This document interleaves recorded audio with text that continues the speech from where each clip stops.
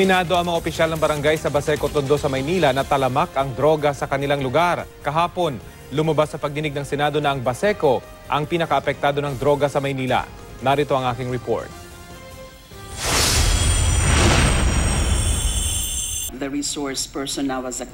Sa pagdinig ng Senado sa extrajudicial killings at problema sa droga, special mention ng isang lugar sa Maynila kung saan talamak umano ang bentahan ng droga. Sa Maynila, saan ang droga? Based on the report provided to us by PIDEA, the most affected barangays are in the Tondo district in Manila and also in Which part of Tondo? Pritil? On the western part, yes, in Baseco.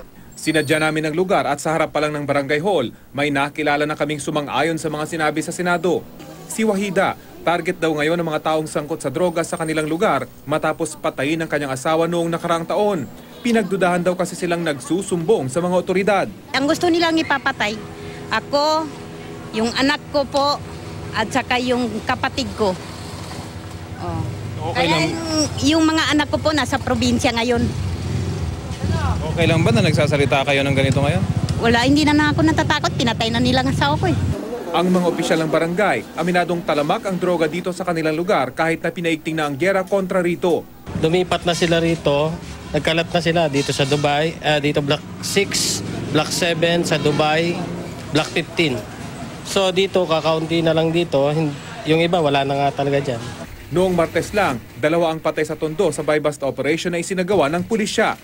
Aminado ang mga opisyal ng barangay dito sa Baseco, target talaga ang kanilang lugar ng mga drug groups dahil bukod sa marami silang kliyente sa lugar na ito, ginagawa rin daw itong taguan ng mga high-profile drug suspects dahil mahirap itong pasukin. 8 high-profile drug suspects umano ang narito sa Baseco pero hindi nila ma-operate dahil kulang ang kanilang resources. Yung sinasabi ko sa inyo na ibang high personalities, wala na rito.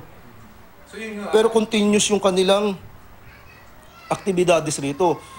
Gamit yung kanilang mga taong pinagkakatiwalaan. Dahil sa pag-alis ng ilan sa mga high-profile drug suspects, lumiit umano ang bilang ng mga drug-related crimes sa Baseco, lalo na ng murder. Pero hindi raw ito sapat, kaya may pakiusap sila sa PIDEA at PNP na sana magkaroon ng malawakang raid dito sa Baseco. Baka pwede nyo kaming tulungan rito dahil talaga namang kailangan namin ng tulong dahil medyo hirap po kami rito sa Baseco dahil hindi lang naman basta simpleng tao yung aming mga nakakabangga rito. Aminado rin ng mga residente sa lugar, talamak nga mga gumagamit sa kanila ng mga illegal na droga. Pero masakit pa rin daw marinig ang katotohanan. Ang nagdodroga, aminin natin marami dito. Pero po yung source nun, yun po ang hindi natin alam kung saan. So, nasaktan ka ba nung napanood? Sobra po kasi dito po tayo nakatira.